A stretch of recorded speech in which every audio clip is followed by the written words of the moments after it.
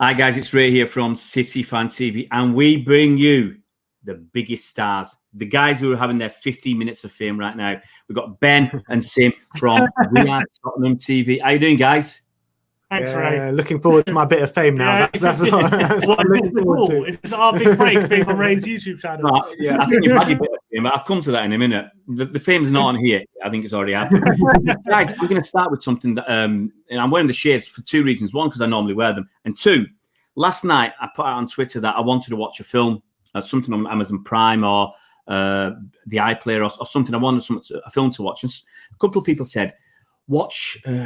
that All or Nothing, that Spurs thing. And I really didn't want to watch that because of Mourinho and all that. And so I sat down about at 11 o'clock last night, started watching. And at 5 o'clock this morning, I decided to go to bed because it is captivating, compulsive viewing. And don't give me any spoilers, guys, because I've still got 2 episodes to watch. So I don't know how it finishes. Don't give anything. But what do you guys think of the All or Nothing program? Did it depict your club in a good light, or was it some cringeworthy moments? Yeah, to be honest, I think it did put the club in a good light, but I think that's what it was there for. I don't think it was as fly on the wall as we kind of expected it. I think the Man City one was more fly on the wall than the Spurs one was. The Spurs one did seem a bit more orchestrated to me. What you thought the Spurs one was more fly on the wall than the Man City one? I'm not saying more. I'm saying I don't think Man City one was fly on the wall either. It was also pretty much a big, long commercial for the club as well. I guess, but I guess everything did go so perfectly that season for City, so it's hard not for it not to be just. I felt like that City one was just a bit more than the Spurs one. I felt like the Spurs one was a bit more orchestrated than the City one, but I could be wrong. But that's because things were going wrong in the Spurs camp, and those things were not coming out on the show. City, there was nothing going wrong that season, so it's hard to say. You know what I mean? I think. Go on, Tim. No, I'm just saying, for me, I thought it was the one that Spurs did was sanitized. We did get to see some real moments, which were really, really good to see. You know, the one-on-one moments between Mourinho and the players, half-time in the dressing room and stuff like that before games, team talks and things like that. That was really, really captivating stuff, as you said. And Mourinho is such an infectious figure. You can't take your eyes off him when he speaks and when how he motivates players, how everything is. He feels like it's calculated with Jose. Yeah, but I felt that's the way it was. I think the Man City one, it was the Guardiola show, and this one was the Mourinho show. Yeah, I think City's was a bit rawer, a little bit rawer, because it hadn't been done over here properly like that, a big club. And your players had seen it, and everybody around the club had seen what happened at City. So, there might be, I won't say orchestrated, but they might be a bit more sanitized, or they might curb some of their language and behaviour. I mean, you can't help, I'll be honest, having a soft spot for Spurs after that. But I've since thrashed myself and burnt myself with a few cigarettes, so that's all gone. So all that good thing is all gone. But I've got to ask you now. I talked about that 15 minutes of fame, and I've spoken to you guys for a couple of years now. I think the first time was a couple of seasons back. But when you were really just, I think your channel had been going for about a year or something, or not even that long. You've been pushing it through. And then I see you guys on the BBC website. That's your 15 minutes of fame. And obviously, your video of the game against, was it West Brom? Or was it West Ham? West Ham went a little bit viral. Was that orchestrated? We can't orchestrate that. We don't choose what goes viral, unfortunately. Otherwise, we'd choose a better clip if we could. But look, it is what it is. Look, we conceded 3 goals in 10 minutes against West Ham, and obviously that was always going to be our reaction. I feel like these kind of clips was more likely to go viral in this kind of time because there aren't fans in the stadium. So the only really way people get fan reaction is from channels like us and people on the internet. That is like people TV taking shots of the crowd of disappointed Spurs fans. That's the equivalent pretty much. So it was kind of bound to be like that when something like that happens. But look, it is what it is. That clip went absolutely viral, and it was pretty crazy a few days, to be honest. And BBC getting contact was pretty crazy, and being on the front, on the front page of their website, and that was a good experience. And I thought the article was really well written, actually. But I thought the clip was funny in hindsight. Obviously, I was on the day. I was quite angry and bitter about how the game went. Look, people take enjoyment out of it. Is what it is. I don't think it was. It's not like it was. it wasn't like a DT kind of run or that went viral. It wasn't that kind of thing. It was different. It was that was just how we reacted to the goal, and people seem to enjoy it. Yeah, I mean, these things happen in football, but I think that whenever we have a bad result or a semi-bad result against West Ham, our reactions always get polarized because the West Ham fans have nothing else to do but to look at Tottenham fans' reactions. You know what I mean? It's true. But the thing is, I thought your reactions were it was a mixture of being stunned and subdued, and it didn't feel. And since you mentioned Mr. DT, it didn't feel fabricated or over the top to create that reaction, because the reaction we get from watching you guys was more realistic. I don't know how many people behave at a game like Mr. DT or some of the other people, some of the other personalities we see on various different channels. Last question on this kind of stuff. When you're allowed to go back to football, I mean, I guess you got a lot of obviously interest in your channel, a lot of new subscribers and stuff like that, a lot of new views. Would you move to just what? I mean, there are some people who who just watch games and do the YouTube stuff, and they don't go to games. Which side of the camp are you on? Because there are some people who are making a lot of money from doing YouTube watch-alongs, and so they won't go to games. Are you going to, as soon as we're allowed back to games, are you going to rush back, or are you going to think, I got a new career on YouTube? I tell you the truth, I'm not really that interested in going back at cut capacity. That's the honest truth. I think that the reason why I go to football games is for the atmosphere, have a couple of beers and sing some songs, you know what I mean?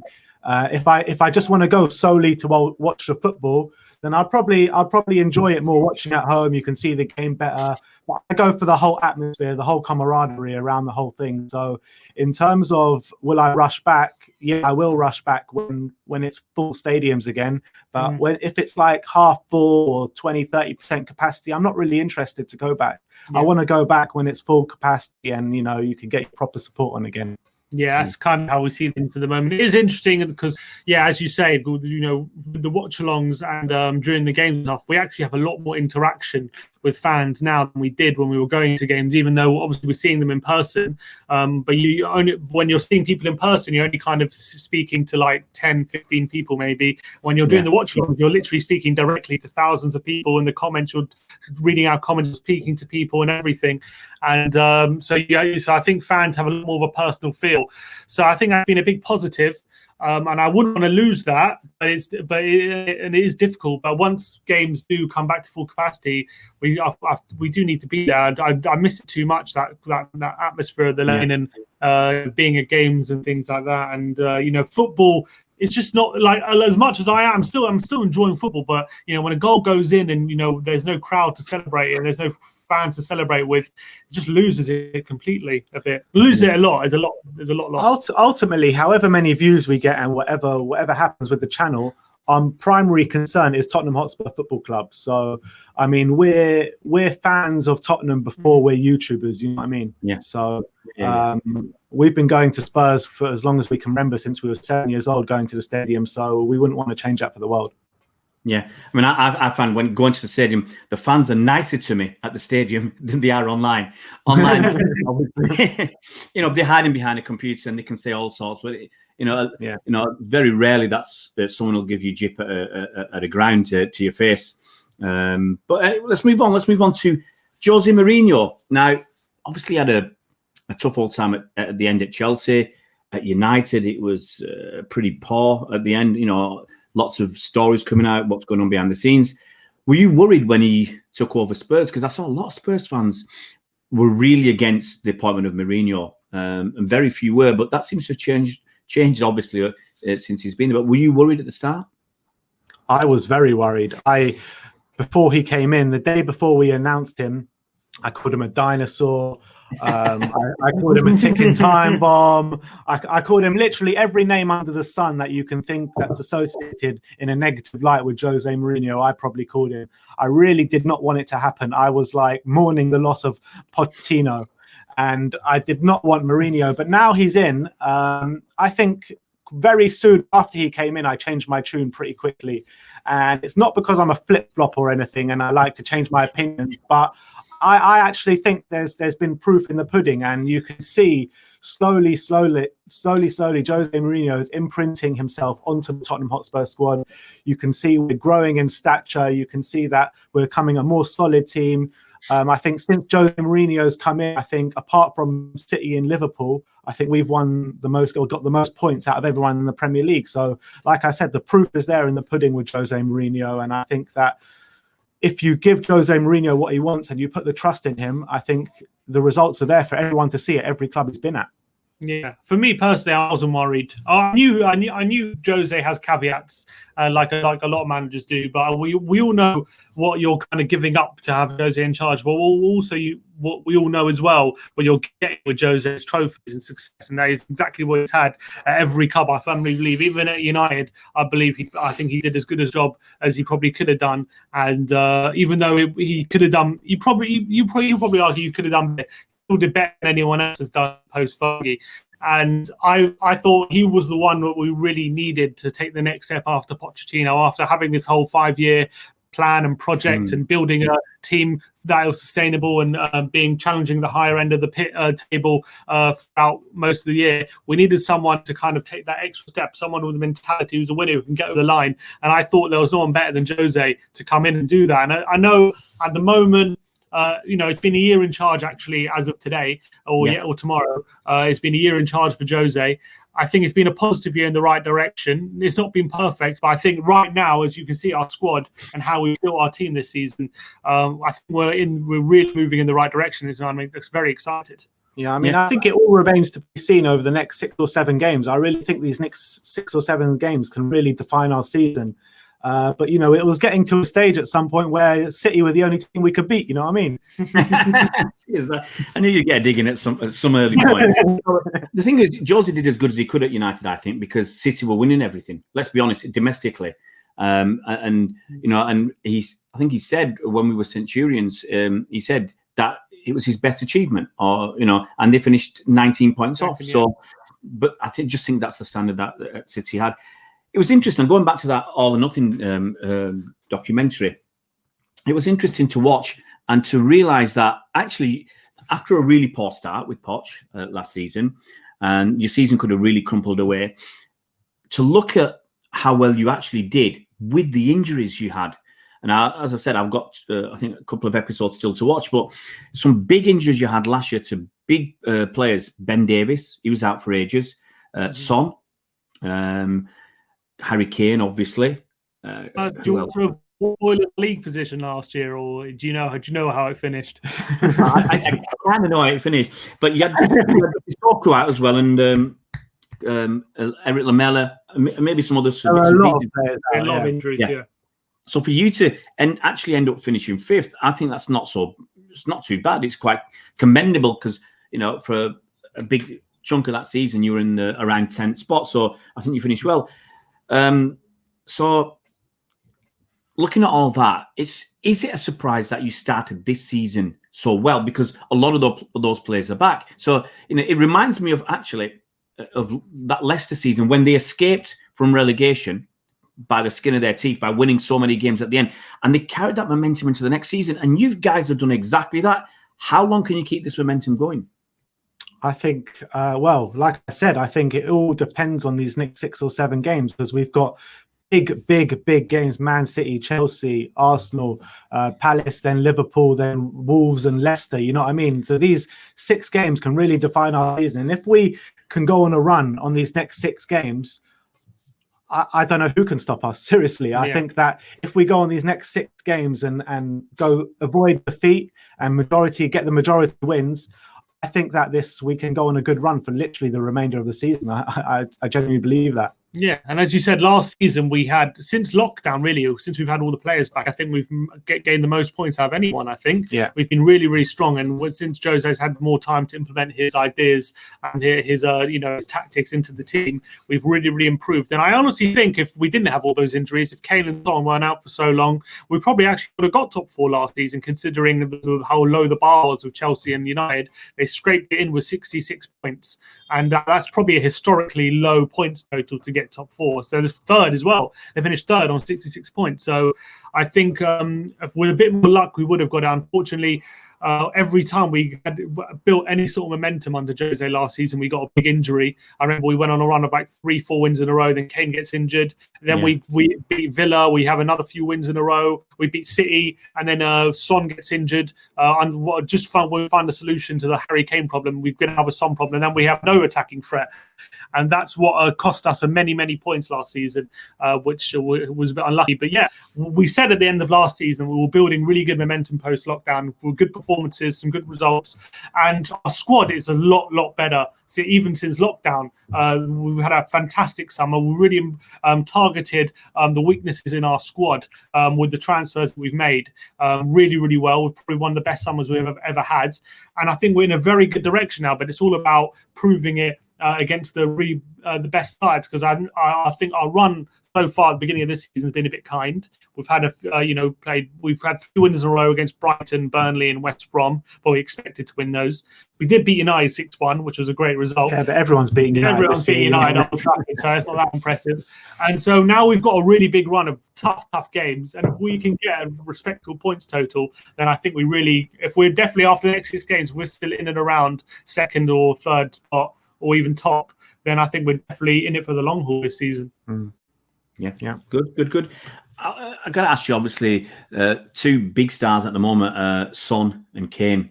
And people have seen how good they are, but how good do you think they can still be? Because they still got a couple of years before you think maybe they've got a couple of years before they hit their prime. Was it Kane's 27 or something? Son's 27 or 28. They still got a little bit of time. How good can they be? I mean, this guy, Harry Kane, and both of them, and Human, they're both absolute phenomenons. I think at this present moment in time, both of them are at the complete top of their game. I've never seen either of them play as well as they're both playing at the moment. Heung-min Son has been growing every year. Harry Kane, he went through, I wouldn't say a poor season last year, but he didn't reach the heights that he did the previous couple of years. So I think to have Harry Kane back on song like he is this season, I think the stat is like 8 goals and 10 assists in 10 games or something. I mean, like that is, I think it's even better than that. You know what I mean? It's just monstrous numbers. Yeah. I don't think anyone can compete with that this season. Harry Kane, in my opinion, is the best player in Europe at the moment. I genuinely believe that. I mean, he's got the passing ability of Kevin De Bruyne at the moment. He's got the finishing ability of Harry Kane at the moment, and he's got the defensive ability of like a Toby Alderweireld. I don't know. He's like our best player in every part of the pitch at the moment. It's crazy, and it frightens me to think that this guy can get better, because I believe he can get better. I just don't know how it's possible. Yeah. I genuinely don't know how it's possible. Come to Man City, he'll get better at Man City. Yeah, right. Ben, is he better than Lewandowski right now, do you reckon? On current form, I think he is. If you ask me last season, obviously I would say Lewandowski's better, but on current form, he's better than Lewandowski. He can do more than Lewandowski. Lewandowski, he's a great finisher, but he can't do the things that Harry Kane can do on the pitch. He just can't. Imagine this. Imagine a player who has the most chances created, the most assists, the most goals, the most shots on target.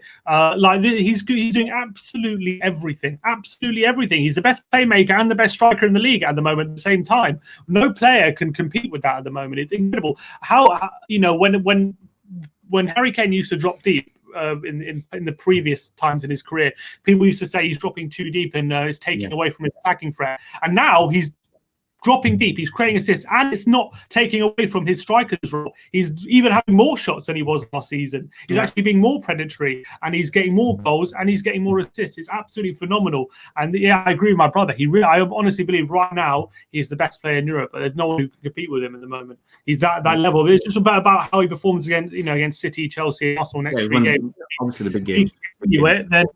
Then man, it's scary. It's scary. His link up with Son is the best in the league. I can't think of a better.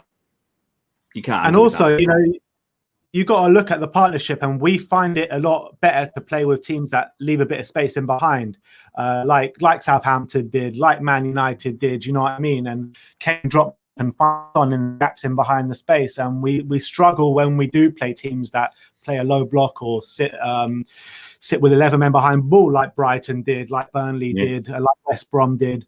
But I feel like when we come up a team like you lot this weekend, that can really play into Son and Kane's hands. Yeah, I think Son's going to be extremely dangerous with his pace. I think a few of our defenders can catch Harry Kane, but not Son. Once Son's gone, the only person who can catch him is probably Walker, and that's it. Yeah, Walker's been phenomenal. Obviously, my concern is you guys are scoring goals for fun this season. I don't know how many you scored, but it must be at least 20 goals in the league at least. 19 behind Chelsea, I believe.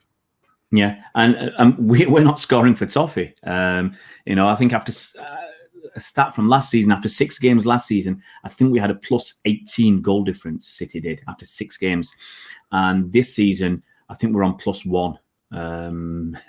So after 7 or 8 games, it's a shocker. So what's going to happen? A lot of injuries at the beginning, though, haven't you? Attacking we've got hammered. We've been hammered everywhere. We started the season with 4 guys injured and 3 guys with COVID, and since then we've had at least 12 or 13 injuries. So Aguero's played 200 minutes of football, half fit Aguero, and then he's been injured again. Gabriel Jesus missed about 4, 5, 6 weeks. We had a lot of players missing a lot of weeks. Important players. Laporte's been out. Aki's been out twice. Zinchenko's been injured. Pretty much almost everybody. KDB's been injured. Fernandinho's been injured for ages. It's just Cancelo, Bernardo. It's almost everybody. There's 3 or 4 players who haven't, and it's been tough. But that's my concern. Is you guys are pretty free scoring at the moment. And our defence has got better, but we're not scoring goals. So how do you see this game panning out on the weekend? Well, you say we're free scoring, but that's not actually the case. The last 3 games, we've, I wouldn't say struggled to put attacks together, but we're struggling to get as many goals as we were. I mean, after the West Ham game, after we threw that game away, we were scoring freely that game in the first 15, 20 minutes. Obviously got 3 goals in the first 15 minutes of that game. But after that, defensive shambles at the end, Jose Mourinho's really tightened it up, and it's kind of affected our attacking play a little bit. We've only scored, 1 or 2 goals in our last 3 games each. So we scored 1, 2, 4 goals in the last 3 games. 4 goals in our last 3 games, exactly. So it's not like we're proper free scoring, going gung ho. Jose Mourinho is being a bit more reserved since that West Ham game. Coming into this game, I think Jose Mourinho's got to have some sort of trick up his sleeve, as he always does in these kind of big games.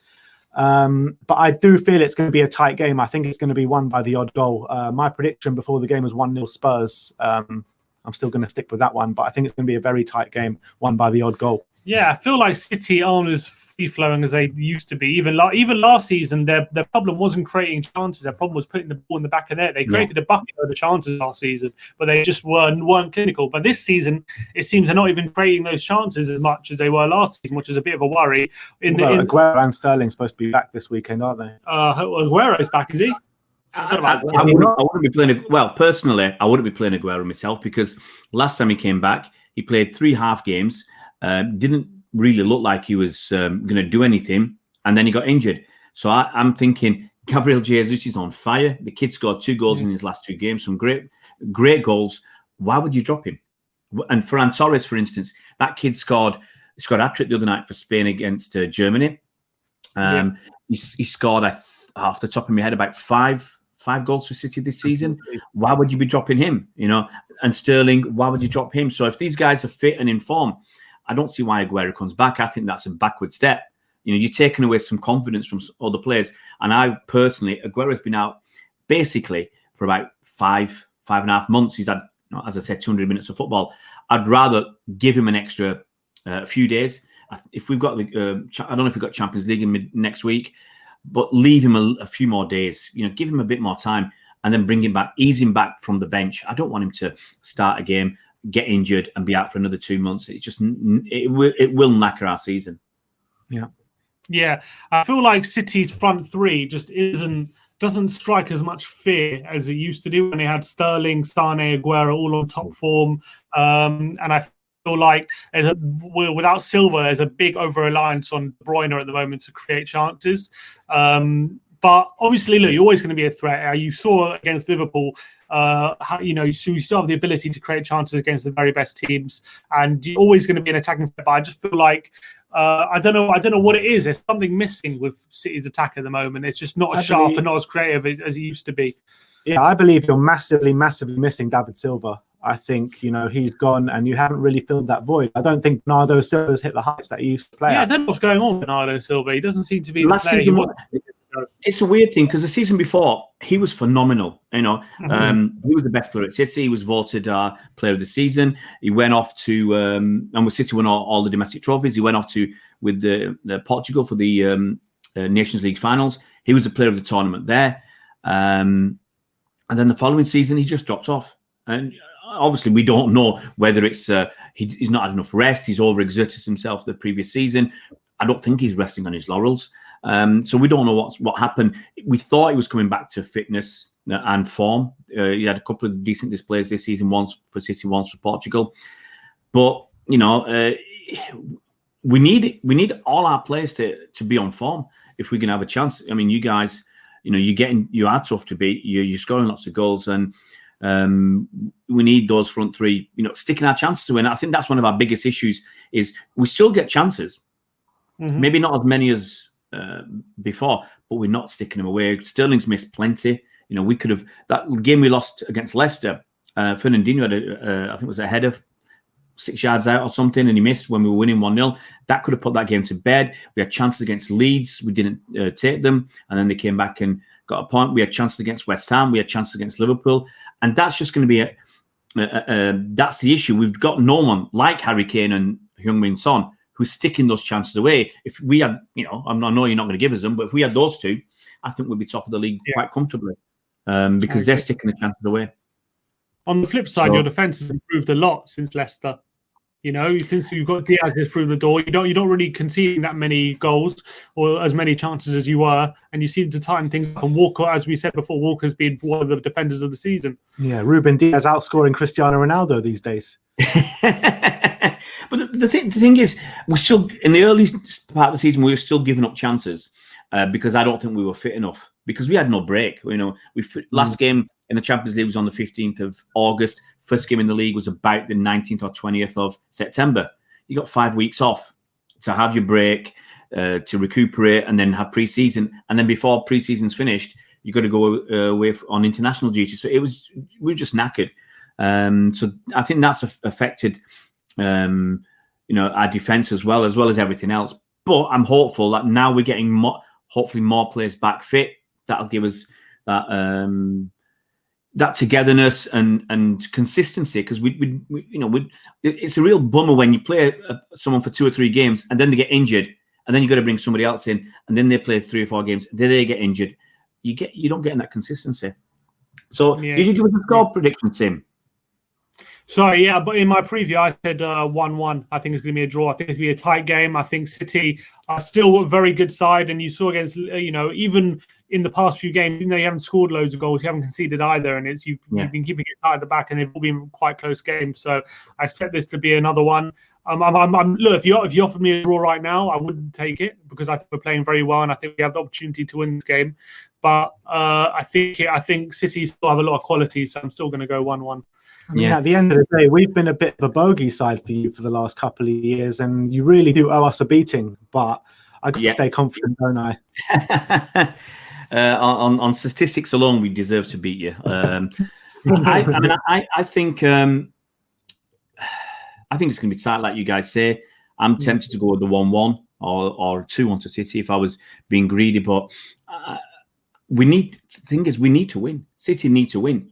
But once again, like Liverpool, we can't afford to lose. If we lose to you guys pull away, it's going to be more and more difficult for us to catch. It might sound crazy after 8 or 9, 10 games of the season, but it is going to be difficult to start catching teams, and the pressure is going to be on us as well. So, but I can see it ending up 1-1. I wouldn't like Sim. I wouldn't take 1-1 because I want to win, but it feels like that could be the result. Yeah, and I think it wouldn't be the worst result for either side, to be honest, 1-1. Even though we both wouldn't take a draw before the game, if after the game it is 1-1, I don't think either side are looking at that result and thinking it's a disaster. So I can see that happening. Hopefully it's some good football. I'm looking forward to it. Yeah. Season's not going to finish now. I was going to say, Ben, season's not going to finish now, so there's plenty of time to go. It's not going to be the worst result, as Sim says, for each team. Guys, that's coming up to 30 minutes, so I think that's long enough. So you got your 30 minutes of fame. BBC. Thank you so much. Thank you, man.